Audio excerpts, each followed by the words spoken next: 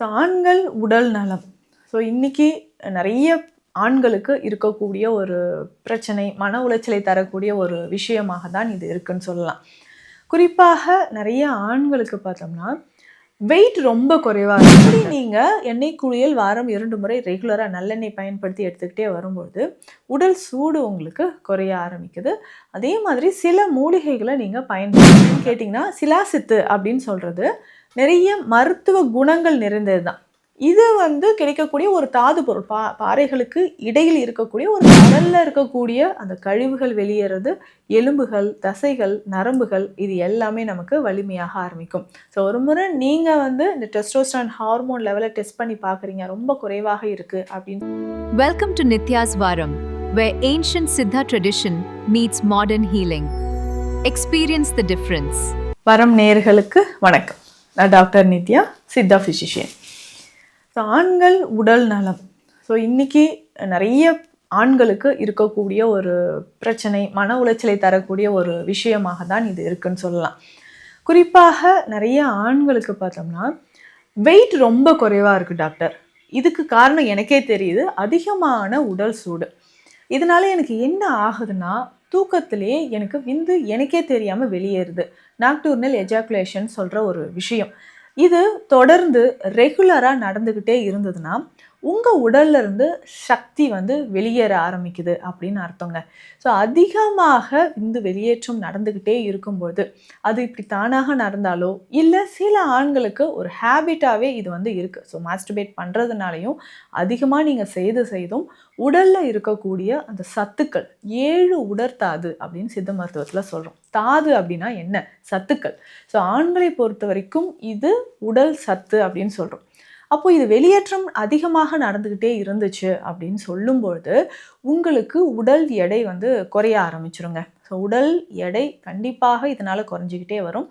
எதனால் இந்த பிரச்சனை ஏற்படுது? இல்லை ஒரு சிலருக்கு வாட்ரி செமன் அப்படின்ற ஒரு ப்ராப்ளமோ, விந்து அணுக்களோட எண்ணிக்கை குறைபாடோ உங்களுக்கு தெரியலாம்.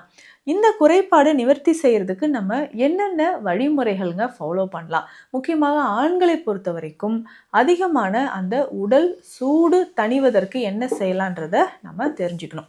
அப்போ அந்த உடல் சூடு தணிவதற்கு நம்ம என்னென்ன செய்யணும்னா, ரெகுலராக சில விஷயங்கள் ஃபாலோ பண்ணணுங்க.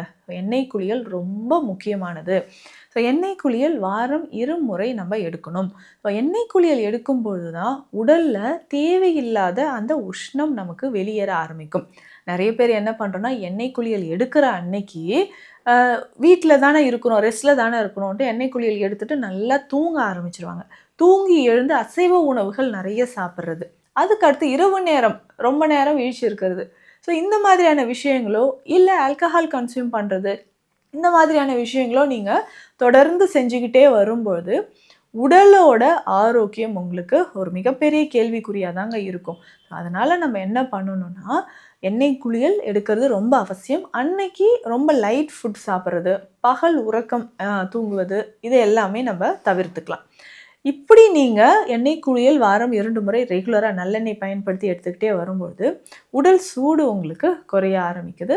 அதே மாதிரி சில மூலிகைகளை நீங்கள் பயன்படுத்திக்கோங்க. இதில் முக்கியமாக அப்படின்னு பார்க்கும்பொழுது சதாவரி அப்படின்னு சொல்லக்கூடிய தண்ணீர் விட்டான் கிழங்கு. இந்த சதாவரி ரொம்ப முக்கியமான ஒரு மூலிகை. உடல் சூடு, அந்த அதிகமான உடல் உஷ்ணத்தை உங்களுக்கு தணிப்பதற்கு இந்த சதாவரி பயன்படுது. இந்த சதாவரி அப்படின்னு சொல்கிறது பெண்களுக்குமே ரொம்ப முக்கியமான ஒரு மூலிகைங்க. ஆண்களை பொறுத்த வரைக்கும் இந்த சதாவரியை நெய்யாகவும் நீங்கள் பயன்படுத்தலாம்.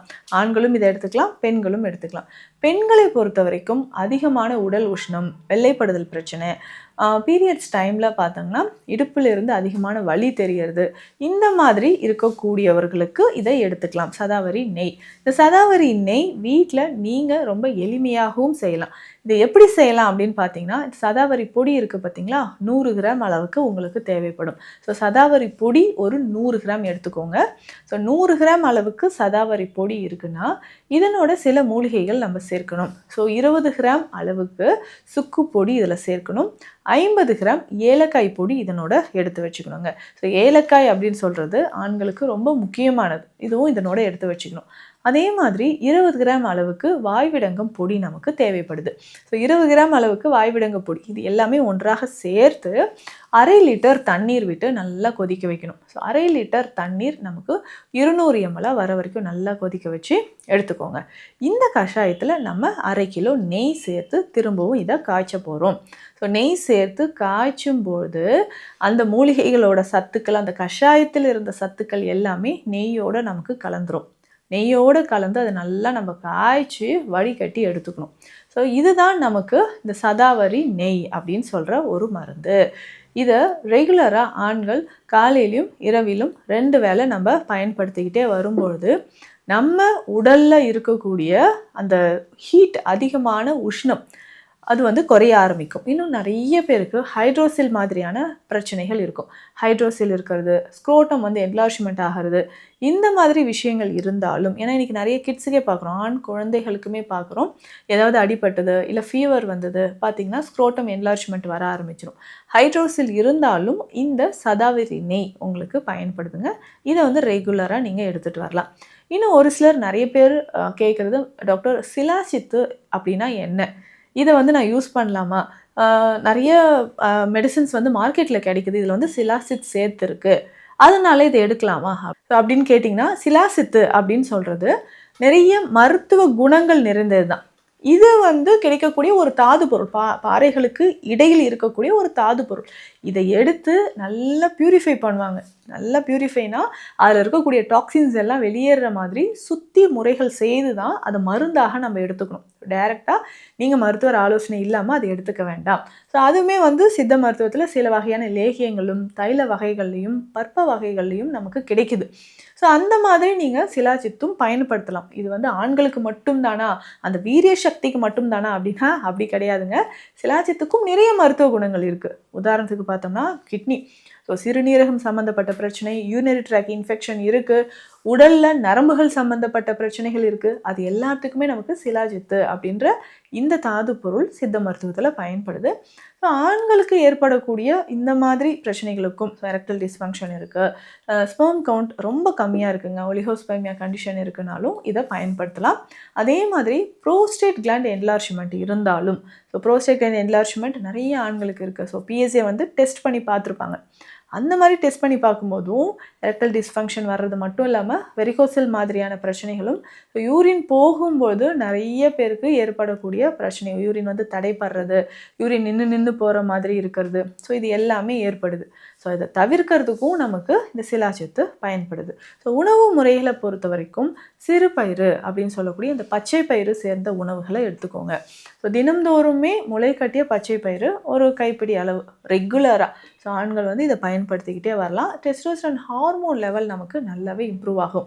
இதனோடு சேர்த்து உணவு முறைகள் அப்படின்னு பார்க்கும்போது சிறுதானிய வகைகள் ரொம்ப ரொம்ப யூஸ்ஃபுல்லாக இருக்கும். ஸோ சிறுதானிய வகைகளை நம்ம உணவோடு சேர்த்து எடுக்கும்பொழுது உடலில் இருக்கக்கூடிய அந்த கழிவுகள் வெளியேறது, எலும்புகள், தசைகள், நரம்புகள் இது எல்லாமே நமக்கு வலிமையாக ஆரம்பிக்கும். ஸோ ஒரு முறை நீங்கள் வந்து இந்த டெஸ்டோஸ்டெரான் ஹார்மோன் லெவலை டெஸ்ட் பண்ணி பார்க்குறீங்க, ரொம்ப குறைவாக இருக்குது அப்படின்னு சொன்னால் இந்த மாதிரி உணவுகள் ஒரு மாதத்துக்கு எடுத்துக்கோங்க.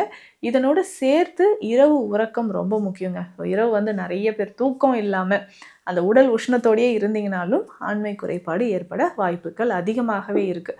ஸோ இதை தாண்டி எனக்கு வெயிட் கெயின் ஆகவே இல்லைங்க, இந்த உஷ்ணத்தினால வெயிட் ரொம்ப குறைஞ்சு இந்த ப்ராப்ளத்தில் நான் ரொம்ப அவதிப்படுறேன் அப்படின்னு சொல்கிறவங்களும் ஸோ உணவு முறையில் காய்கறிகள் நிறைய எடுத்துக்கணும். ஸோ வெஜிடபிள்ஸ் நிறைய ஆட் பண்ணி எடுத்துக்கோங்க.